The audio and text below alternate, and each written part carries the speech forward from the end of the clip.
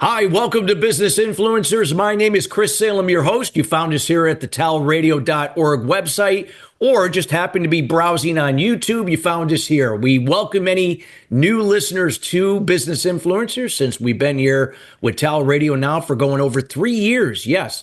And this show has been a great success because of you, the listener, and we are committed to your success each and every week and helping you to elevate your level of success and take your influence to the next level.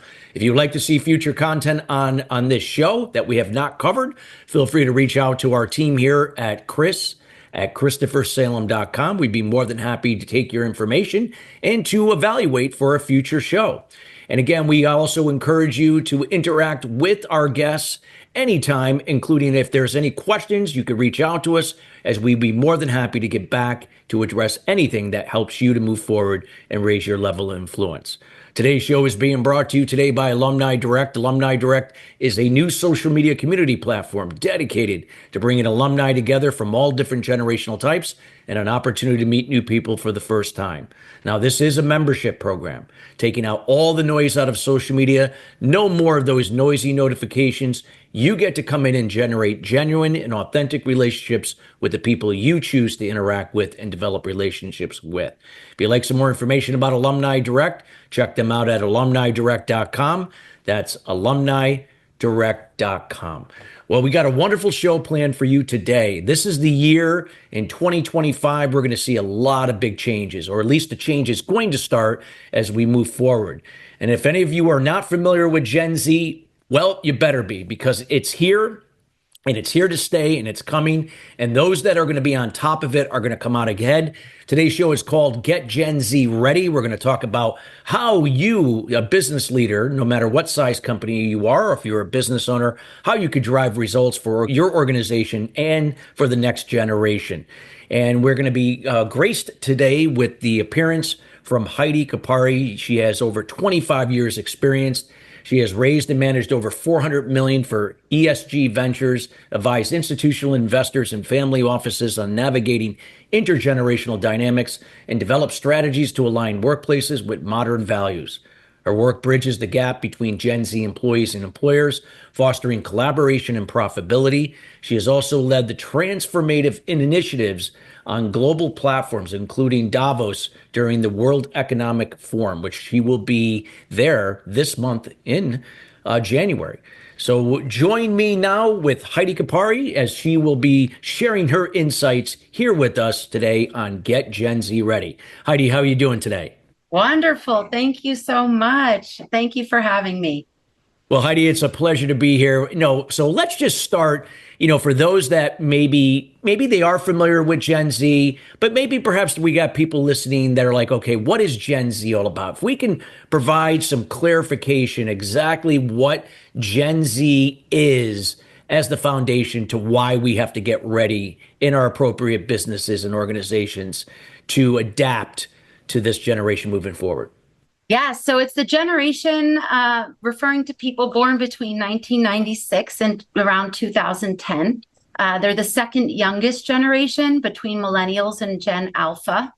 Gen Z identity really has been shaped by the digital age, climate anxiety, shifting financial landscape, and COVID-19. And they're known as digital natives, the first generation to grow up with the internet right on their smartphone. Wow. And that's so true that it is about these phones. My son knows how to navigate around those phones better than anybody I've seen. I know I'm still a work in progress. So with that being said, let's talk about the importance of, since 9/11 through COVID in 2020, how COVID changed a lot of things that we do and how our organizations are set up. Talk about how we have to really be prepared, with Gen Z now moving forward and how that's going to really change the dynamics and how our organizations work. Yeah, so this generation were a lot in kind of later elementary school, middle school, and high school during COVID. And in order to really understand this generation, it's important to understand that they were behind screens a lot of the time when they would have been out in the world, connecting with people, communicating with people. So they got all their communication, their school, their news, everything through the screen. So it was kind of programmed into them that screens and staying at home are safe, right? Because that was what was happening, right? And so as we come out of that, there's a lot of positive things that come from that. There is incredible creativity, collaboration, a lot of things that Gen Z were able to achieve and accomplish during that and afterwards. But the global landscape is still very challenging for them. And as they go into the workspace and companies are trying to get people back into the office and companies are trying to re-engage all their employees, they have this new generation coming in who are used to being really efficient online, paying attention to their mental health. There's a lot of anxiety in this generation, especially climate anxiety. And they go into the world and corporations hoping to see that companies are taking an interest in the world and the changing world that they're experiencing. And they're finding that they're being asked to do the same things over and over again that generations have done before them. And it doesn't match really their gifts and who they are. And in fact, the mindset is they don't need you. They don't need corporations. They don't need you. You need them, because the whole future of the workforce depends on them coming into corporations and doing, helping them keep running. But they can go make money on TikTok, prank calling, right? And they can go gaming. They can do these things. They've seen it and they don't want to do anything the old way anymore. Yeah, so let's talk about that because it's so true. It's not even COVID changed that quite a bit, and now you got Gen Z. They can adapt, they can make money in other ways. So if we're going to bring out that creativity and that innovation, things that are going to want to bring them in, we're going to have to do things differently. Talk about some of the things that you're seeing that can work in helping Gen Z to embrace the corporate culture or working for someone to be part of that team moving forward. Great. Okay. Well, let me just say a few stats and then I'll get into that. Sure. Yeah, please do. So 60% of HR leaders are reporting difficulties engaging Gen Z employees right now. That's very big. 1 in 5 Gen Z hires are leaving or being fired within 3 months due to unmet expectations. And a positive, interesting spin, not really spin, but just statistic, is that 88% of Gen Z employees are leveraging artificial intelligence tools. So their adoption rate and their ability to use technology is actually a hidden gem in your company. And so we're going to focus on the positivities, but I also want to share a little bit more about the challenges and what they're perceiving in the workplace.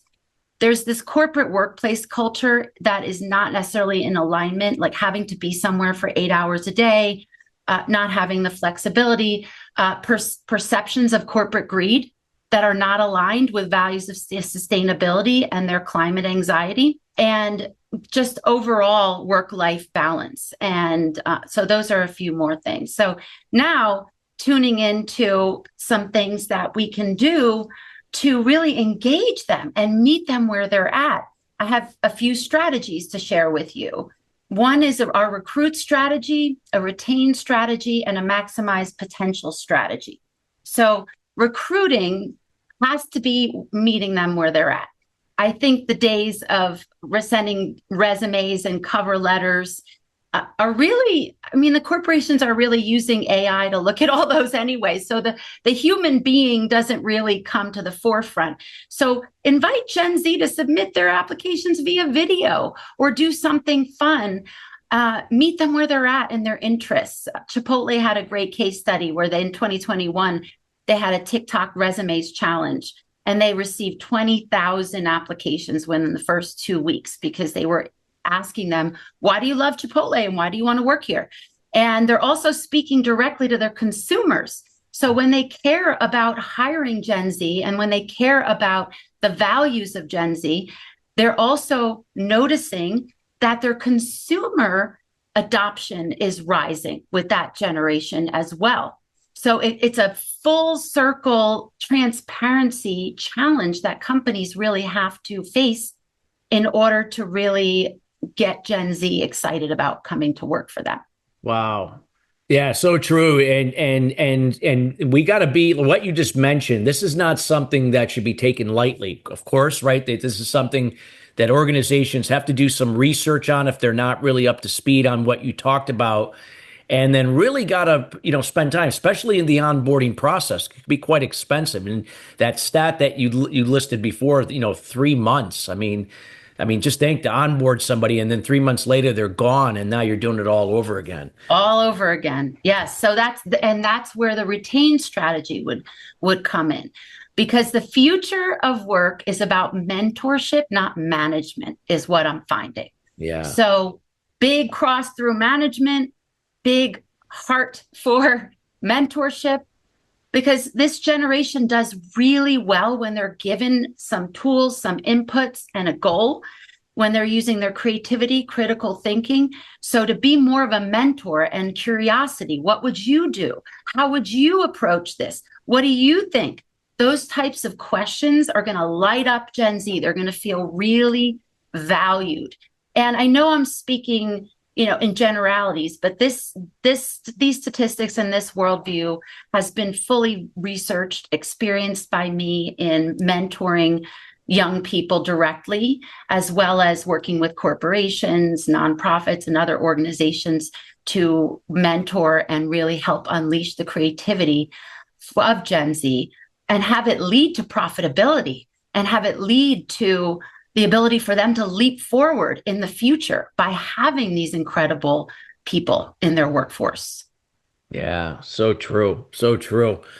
And what do you think, what's going to be, when we see this whole process, is it going to be like, how do we leverage their strengths more? Are we, we're going to be assessing their personalities more? What do you feel like companies, or no matter what size they are, as they approach that strategy that you talked about, The when you recruit and then retain, and then and then maximize their potential. maximize potential. So I would say, first of all, it has to be authentic. No Yeah. matter what it is you're offering that's different than what you're normally doing, it's important for it to be real and authentic. If you're giving them a seat at the table in a brainstorming session, truly listen to their ideas. Don't just dismiss them out of turn, even if they seem outlandish or way big picture or uninformed. No dream crushing, right? So really helping them be heard, but then being curious. They will iterate to meet your goals. If they're given that kind of feedback, that's positive, and transparency about the overall mission of the company and how the company is seeing how it's addressing some of the global challenges are also important, and recognizing their contributions when they do contribute. And so the maximizing potential strategy, that's where it gets really fun.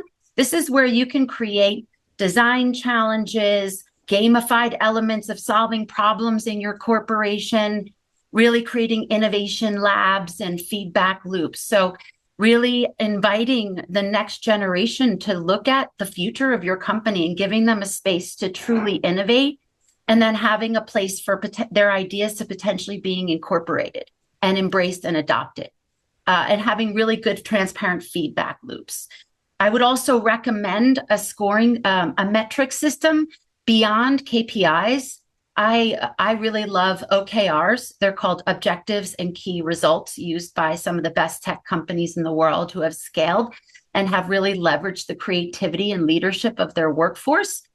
And it's a great self-assessment tool, but it's really tied to goals and results as well. So it's a good framework to use with the next generation.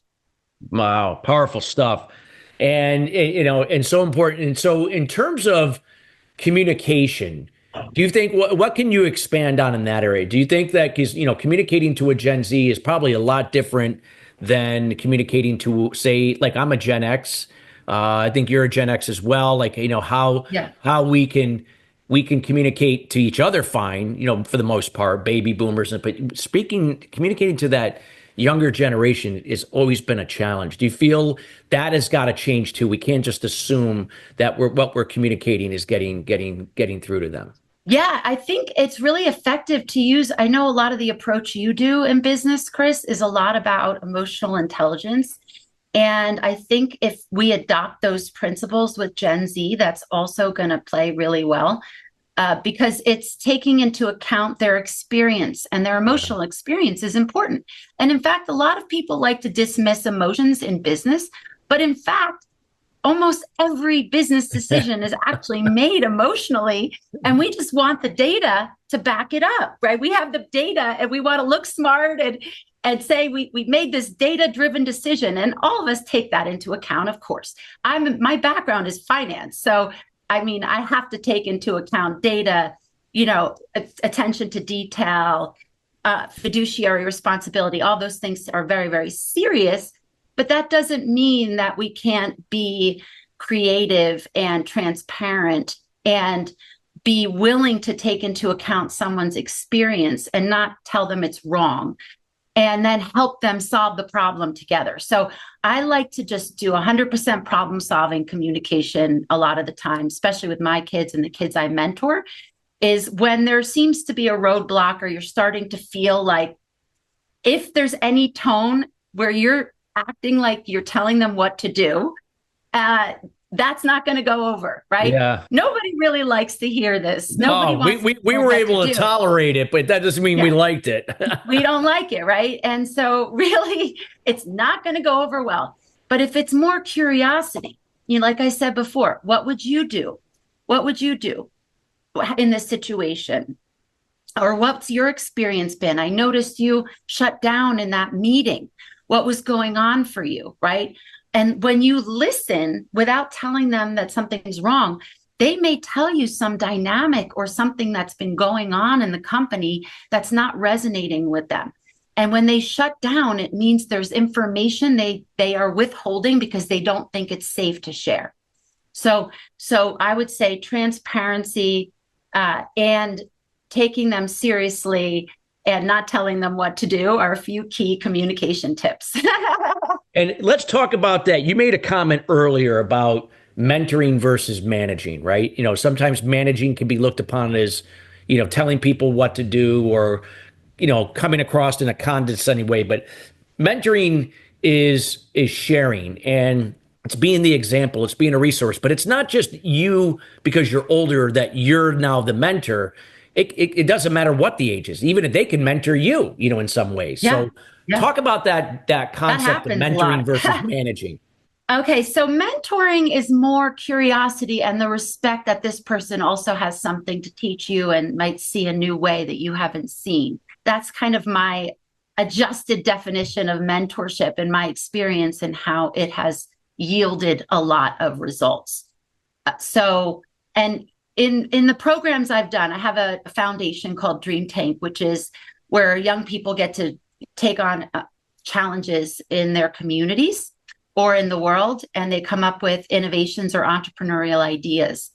And so there's a space created for that, where we actually bring in mentors, and we actually teach them. We have the kind of a hero's journey framework, and we explain what a mentor is using Dumbledore and Gandalf and other amazing mentors that they might resonate with. So they understand that a mentor is there to help them shine and find their own path, but the mentor is not there to get what they want, right?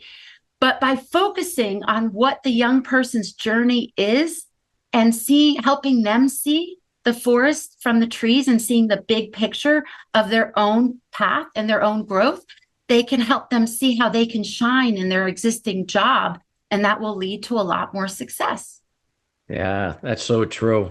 So true. And such a great way to illustrate that. And again, hope everybody goes back and, listens to this again. Watch this on our YouTube channel, as well as go back to listening here on Spotify or Apple, whatever you choose to listen to the show.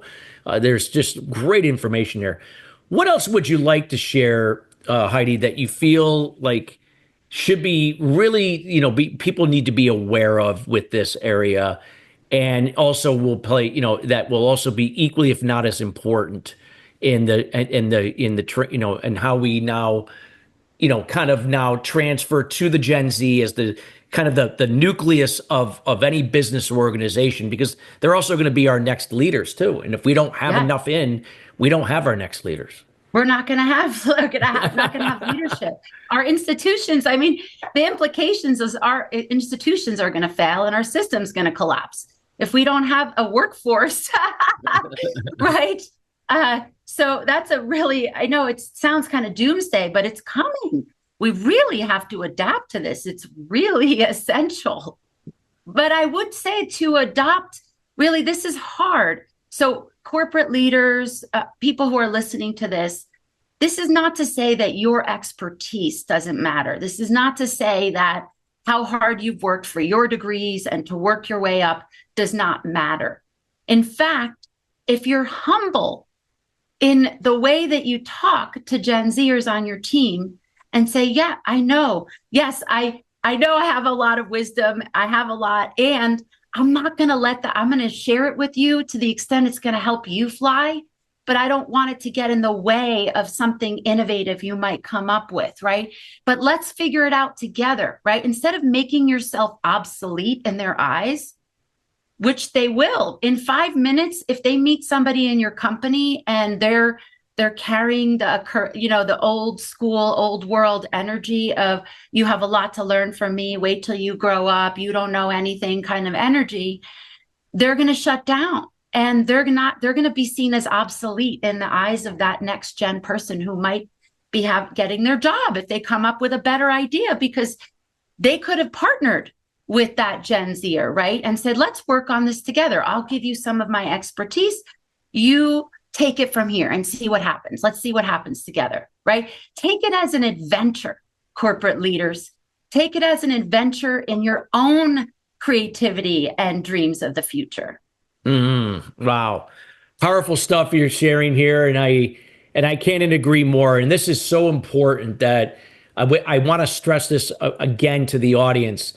Don't be reactive. Don't be proactive. This is why Heidi is here, because she's out there spreading this information through workshops, keynotes, breakouts, other ways, because this is a serious matter. This is going to be the difference of where your business is now and where it's going to be in the future. And this is not just for small businesses. This is everybody. And again, we don't want to be caught off guard, and it's so important here. Anything else as we get near the end of the show, Heidi? Any final comments that you'd like to kind of wrap everything together, what you shared with us with Get Gen Z Ready? I would say just broadening out that empathy a little bit more. Everyone here probably knows a young person in their life. This is something I didn't say earlier, but it's something that is playing on them all the time, is also the ones that are in school still, is the fear of school shootings is in there. So when you're looking at these young people and they are sitting in front of you and they want to work for your company, think of how hard they had to work and overcome all of their anxieties, all of the fears around the world, everything that they're afraid of, yet they're still sitting in front of you and want to work for your company. Celebrate that courageousness and help them be successful. Let's break down the walls between what has been and let's create what's possible together.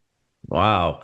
Powerful stuff. And I want to thank you, Heidi, for taking the time out of your busy schedule to be with us here today. How can the audience and those listening later, get in touch with you? Anything that you'd like to share or provide them? Yeah, so I am going to provide the show notes and some of these strategies with a little bit more detail. If you would like to go to HeidiCuppari.com on the contact page, and I will send you that PDF. And also, I encourage you to take an assessment to see how close you are to being Gen Z ready at your organization. And I can also provide a complimentary strategy session to go over your results and suggest some next steps for you. So I'm really excited to be here. And I'll be representing this message in Davos during the World Economic Forum, speaking to global leaders. So there's going to be more people hearing about this. So all of you, get on it. Well, thank you so much. And listeners, please take advantage of Heidi's kind offer. Reach out to her, get to know her, connect with her. This is a real critical area that should not be taken lightly. Again, that's why we want to emphasize that. And again, Heidi, thank you for taking the time to be with us here today. Thanks for having me. And just wanted to let you know before we go, Heidi and I will also very soon this month, be putting on a webinar. We will make sure that also is in the show notes in and around this area as well. That'll be through LinkedIn, so keep an eye on that. And listeners, January we want to 28th yes, at 12 p.m. Eastern. There you go. Thank you for clarifying that. And listeners, we want to thank you each and every week joining us here at Business Influencers. Again, we are committed to your success and taking your level of influence to the next level. And again, feel free to reach out to us with any questions or reach out to Heidi direct. Or if you do reach out to us, we'll make sure that Heidi does get the message through us to get back to you. Till then, everybody, have a great rest of your week, and we'll see you next week here on Business Influencers. Take care.